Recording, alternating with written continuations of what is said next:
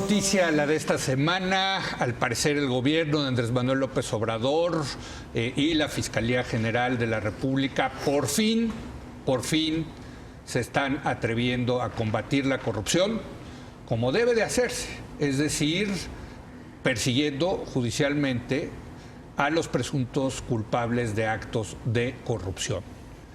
Hay que acabar con la impunidad en este país. Hasta ahora el presidente había hablado mucho de corrupción, pero era mucho bla, bla, bla, pocas acciones concretas. Y ahora sí hay acciones concretas, en este caso que tiene que ver con la compra de una planta chatarra por parte de Pemex a Altos Hornos de México, en donde pues hay la sospecha de que esta habría sido una transacción donde pues se cometieron presuntos actos de corrupción por parte de los propietarios de AMSA, pero también del entonces director general de Pemex, Emilio Lozoya, en otro caso donde además se combina y vuelve a aparecer la empresa Odebrecht, la consultora para conseguir contratos públicos. El señor Ancira, dueño de AMSA, ya fue arrestado en España, se encuentra preso en España y Lozoya, al parecer, se tiene toda la evidencia, no se ha dicho claramente, pero todo parece indicar que hay una orden de aprehensión en su contra. ¡Qué bueno! ¡Qué bueno! Y vamos a discutirlo en la mesa de hoy con Denise Dresser. Denise, buenas noches. Hola, buenas noches. Pablo Magluf, buenas noches, Leo. Y Mario Arregada. Hola, Leo, hola a todos. ¿Comparten esto? ¡Qué bueno! Finalmente. Yo lo celebro. Sí. Lo celebro porque había dudas en torno al comportamiento de este gobierno y el combate a la corrupción por las expresiones repetidas del presidente sobre borrón y cuenta nueva, la idea de someter a consulta. Lo volvió a decir hoy, en la matutina. Dijo, es que estos son casos que vienen de antes, nosotros no vamos a abrir nuevos casos. Son casos que vienen de antes, pero el fiscal, por cierto, dijo que sí es un caso nuevo, el fiscal Gersmanero. Es difícil saberlo porque creo que hay problemas serios de comunicación y de coordinación dentro del nuevo gobierno, pero lo que sí es evidente es que este es un caso emblemático de todo lo que no funciona en México, de problemas que venimos arrastrando, de capitalismo de cuates y de Odebrecht. ¿Y por qué celebro esta acción? Porque éramos el único país de América Latina, aparte de Venezuela, donde Odebrecht no había producido bajas políticas. En otras latitudes hemos visto a expresidentes encarcelados, senadores, hemos visto aparatos judiciales robustos que despliegan la independencia suficiente como para ir tras los intocables. Y aquí sabíamos por investigaciones periodísticas, por Quinto Elemento Lab, por cuando salió todo lo de los Panama Papers, o sea, es información con la cual contamos desde hace años. Es información que el ex procurador Raúl Cervantes había dicho que dejó sobre su escritorio para que se actuara al respecto. ¿Y qué es lo que evidencia este caso? Pero este es otro nuevo, yo sí quiero remarcar. Sí. O sea, los 10 millones que había encontrado, de los que se hablaba que habría recibido Lozoya, ese es un caso. Este es otro caso, que el fiscal dice se empezó ya durante esta administración y que tiene que ver con la compra de agronitrogenados, ¿no? Sí, eso es lo novedoso. Sí, correcto. Pero lo que ya sabíamos es lo que los mismos ejecutivos de Odebrecht habían dicho en Brasil. 10 millones de dólares. Le dimos dinero. 10 millones. Sí, exactamente. Ahora estamos viendo la ruta del dinero. Y qué bueno que la Fiscalía y supongo el SAT y la Unidad de Inteligencia Financiera de este gobierno se pusieron las pilas y empezaron a rascarle, porque es un escándalo. Es un escándalo que hayan comprado una empresa claramente chatarra con dinero del Estado, que Pemex haya aceptado esto. Habría que poner bajo la lupa al Consejo de Administración de Pemex que avaló esto. Salvo un voto, tengo que decirlo, ya se hizo público, de Carlos Elizondo Mayer Serra, ¿no? Para que quede claro. Para que quede claro. Sí. ¿Y por qué el Consejo de Administración de Pemex no se puso a ver lo que ahora sabemos? Que era una planta en realidad inservible, que Altos Hornos le deposita dinero en una cuenta creada por Odebrecht, que después se triangula y acaba en manos de Emilio Lozoya, que al parecer con ese dinero compra una casa en Las Lomas. Sí. Y todo esto involucra también a su hermana.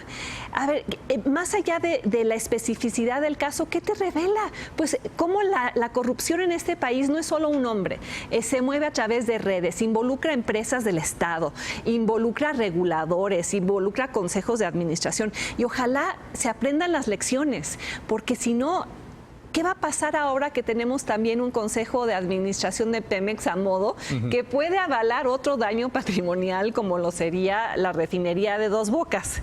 Y ojalá que se den cuenta que estos escándalos que están descubriendo, hay que mirar más allá de ellos para ver las causas estructurales de la corrupción y cómo las vamos a atacar institucionalmente. Aquí el gran tema pendiente es armar el Sistema Nacional Anticorrupción para que no sean solo algunos peces gordos, mientras que se deja en la impunidad, si no abren casos nuevos.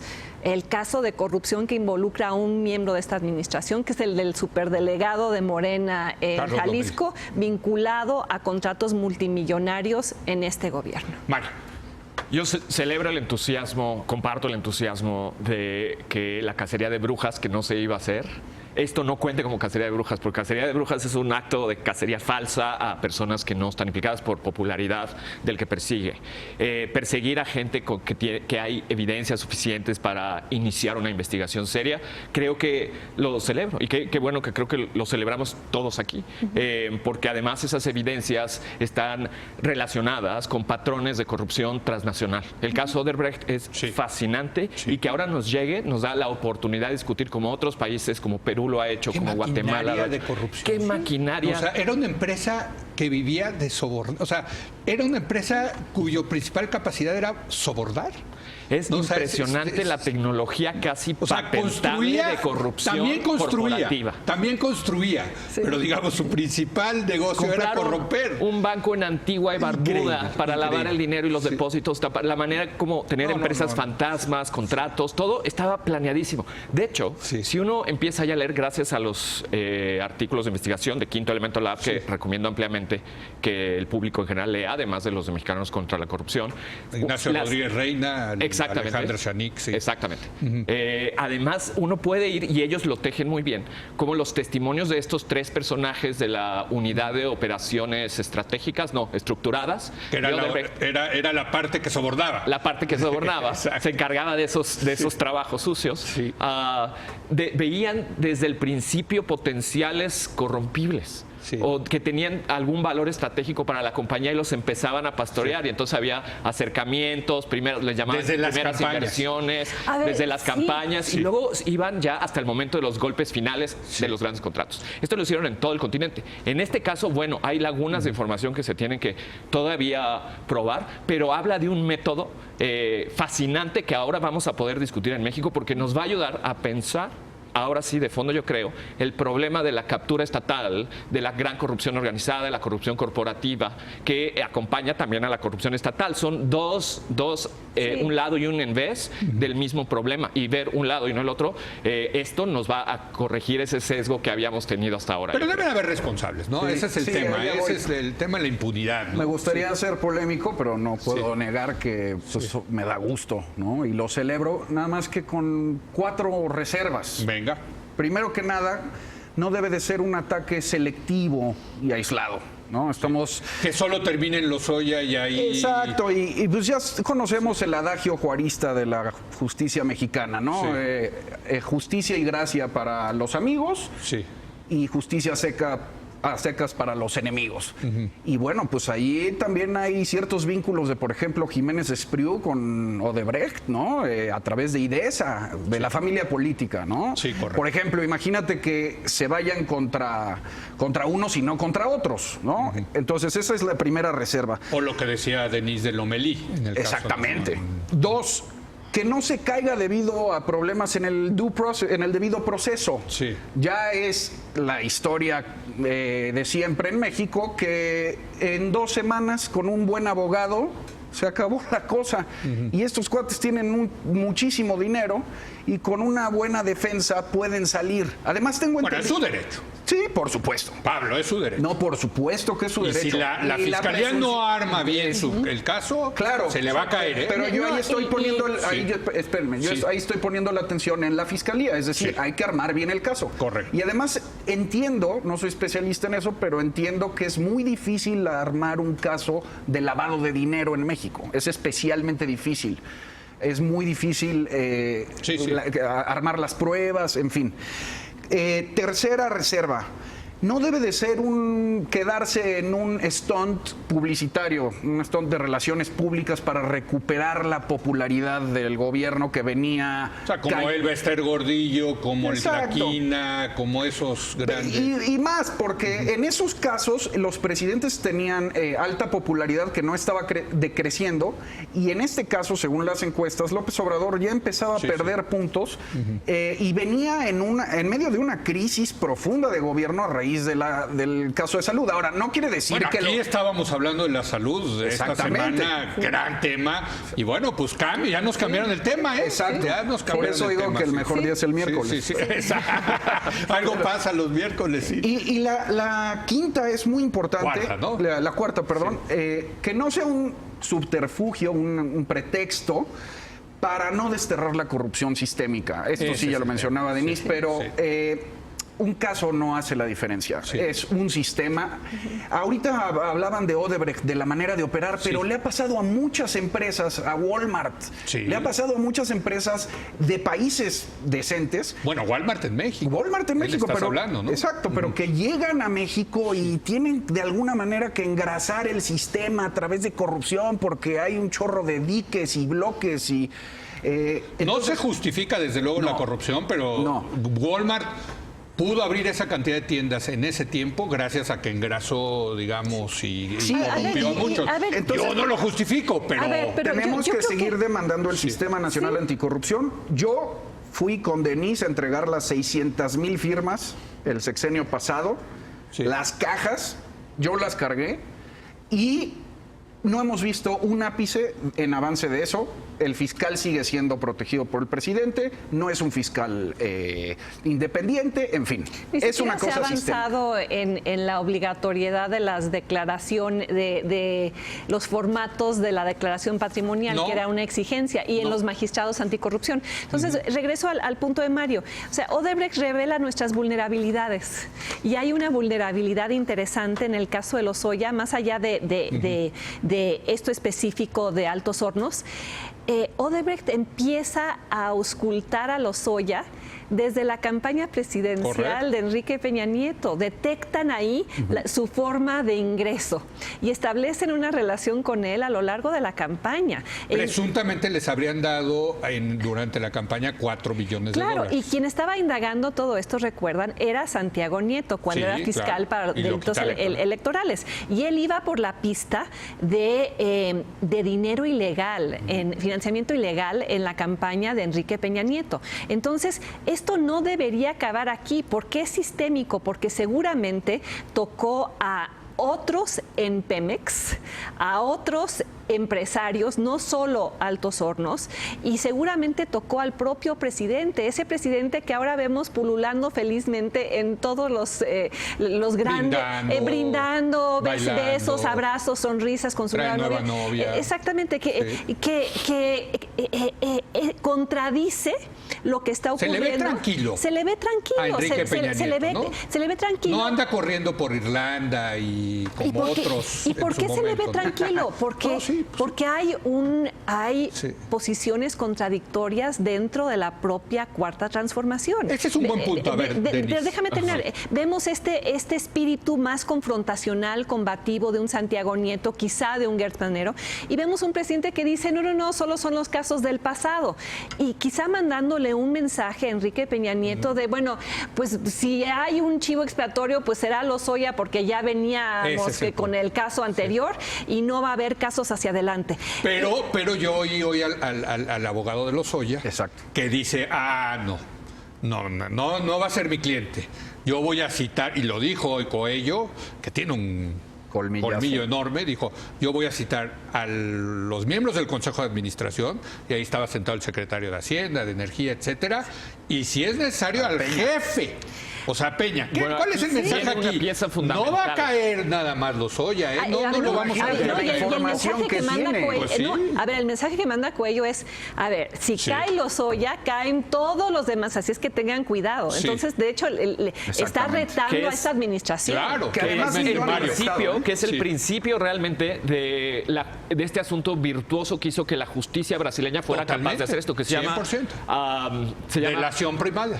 Exactamente, delación premiada, que trata de reducir las penas a cambio de información, que es una manera de reducir el daño original que uno causó, evitando que siga ocurriendo. Entonces, en términos judiciales existe esta posibilidad y así se van tejiendo las redes. La corrupción, como ya se dijo aquí, es un asunto de redes. Por eso para metieron a despejer Lula esas redes a la cárcel. Y a tantos más. Y Alan García se suicidó. El expresidente de Perú. En Guatemala están en ese lugar. Ese hecho de poder hacer esa reconstrucción de las redes de corrupción y de lo que fue ocurriendo. ¿Lo ves pasando en México? La mejor fuente son las propias declaraciones de aquellos involucrados que para defenderse sueltan más. Bueno, esa estrategia es buenísima. Es buenísima. ¿Qué es lo que hacen los gringos? Es la que hace con la mafia. Y en México la vamos a tener que empezar a hacer. Me encantaría ver. ¿Lo ves en México? Pues sería, yo creo que un acto de la Fiscalía General y de Gertz Manero que lo empiece a hacer, que le tome la palabra al abogado. Bueno, yo creería que es un primer paso en una buena dirección. Imagínate. Y creo que además de eso hay otras cosas que me esperanzan un poco. Eso sería ya como una gran esperanza, una luz, ¿no? Pero hay otras que ya empiezan a ocurrir. Veo en todo este ejercicio, como está hasta ahorita el expediente y el esfuerzo que se ha hecho a 4 instituciones de la República, que bien que mal, sí, con los asuntos de autonomía que ya sabemos, pero ha participado. Primero fue la Auditoría Superior de la Federación, que es la que vio lo de Fertinal y el sobreprecio desde 2016. Nitrogenados, porque Fertinal es otro asunto. Muy gordo ahí, Peña, con otro empresario que, por cierto, está bien con este gobierno. Pero bueno, pues Peña en ese momento era presidente. Y la Auditoría Superior de la Y la ASF hizo muy bien su trabajo con un presidente al que estaba él mismo criticando a algunos de sus personajes más cercanos. Y a partir de eso se empezó a construir el caso. Después, Santiago Nieto en la Unidad de Inteligencia Financiera, después en el Tribunal Electoral, después Santiago Nieto en la Unidad Financiera y por último la Fiscalía General apoyando al conjunto. Y me falta Irma Heréndira, la secretaria, que inhabilitó a Lozoya y a otras personas 10 años y puso multas, en ese caso no a Lozoya sino a otros. Entonces ya hay 5 instituciones involucradas, cosa que me hace pensar que no es un asunto solitario. Ahora es un plan mayor. Pablo. Y solo para terminar, o sea, como comparado en cómo evolucionó el caso durante Peña Nieto a lo que está evolucionando ahorita, obviamente se requiere esa coordinación y además voluntad política, que es triste decirlo, ojalá la justicia no fuera así, pero entonces hasta ahora, ¿qué hizo la diferencia? La voluntad política. Que se construya, que eso se vuelva a instituciones, es lo que hay que ver. Exacto, y nada sería más glorioso, yo no aplaudiría nada más que se No, seguro, lo estoy adelantando. Y la vez pasada dijiste que eres pro impuestos, la estoy apuntando. Soy pro impuestos para una izquierda. No se me desvíe. Nada sería mejor para la moral pública que se destape toda la cloaca y que tenga que caer quien tenga que caer. Si eso implica a Peña Nieto, imagínate. Pero debe de ser un caso bien armado, ¿no? Y ahora con el nuevo sistema, son públicos. Pero exacto. Imagínate, voy para allá. Sí. Que caiga Peña Nieto nos fuerza a pensar inevitablemente en si hay un pacto de impunidad con este gobierno o no. Ahí, este caso también va a resolver esa duda. Pero, y lo que decían por ahí... Hoy Jorge Castañeda escribe al respecto y dice, Jorge sigue pensando que va a ser la cabeza de Lozoya y ahí terminó. Es lo que me decían este fin de semana. Es parte del pacto. Fin de semana me decían, le están chiflando al toro. Esto quiere decir, es una señal de no se me pongan a hacer viajecitos con sus novias en fotos de Lola, porque voy a agarrar a personas, ¿no? Sí. Ahora, Lozoya no lo han ni arrestado.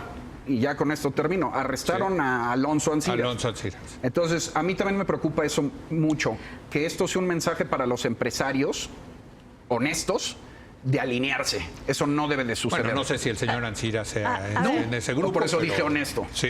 Bueno, una última ronda de conclusiones rápidas.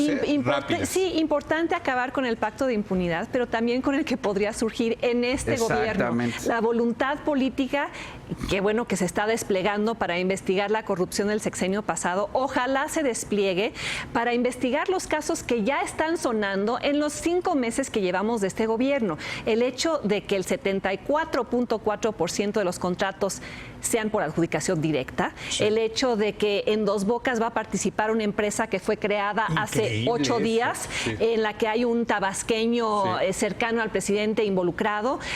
Reitero el caso del superdelegado de Jalisco involucrado en una red de farmacéuticas que le vende al gobierno. El ingeniero Riobó. El ingeniero Riobó. Que allá aparece una y otra vez. Conflictos de interés evidentes ya en 5 meses. Entonces, sí, Mario, qué bueno que haya voluntad política, pero que no sea selectiva y que se aplique también con los miembros de su propio gobierno. Yo creo que lo que hay que hacer es, esto debe ser el fin del capitalismo de cuates y no solamente un cambio de los cuates. Así es. Así lo concluiríamos. Último comentario y los de los dos rápido. Okay. Rápidamente, creo que es una oportunidad de oro. No había habido algo así.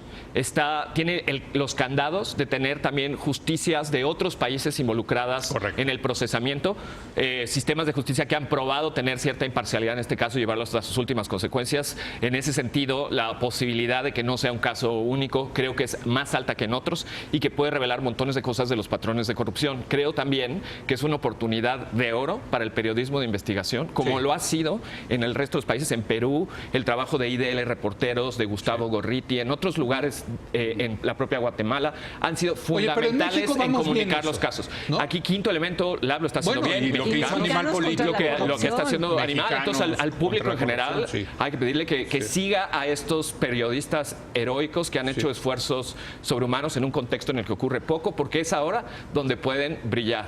Además de lo que ya yo para rápido, porque me está ahora yo le hago una llamada a la audiencia, a la cultura política. No aplaudan antes de tiempo. No se vayan con la finta de una satisfacción. Es un buen primer paso. Se está bien, pero no se vayan con la... Y hasta que caiga el caso, aplaudes 3 días y a lo que sigue. Acuérdense que los políticos responden a nuestras demandas. Está bien aplaudir y ya. Después a lo que sigue. Lo que no podemos permitir es que sea esto un caso único, suba la popularidad y la sociedad se apacigüe. Los ciudadanos son exigentes. Entonces, no se vayan con la finta. Señores, como siempre, un placer. Perdón, se nos acabó el tiempo. Sé que vamos a estar debatiendo sobre este tema mucho más. Es un gusto, como siempre, Denise, Mario, Pablo, muchas gracias. Y no voy a soltar el tema de la salud pública. Ahí sigue y viene nuestro experto Salomón Chertoriski, nuestro experto en políticas públicas, a hablar precisamente de eso. Regresamos en un momento más.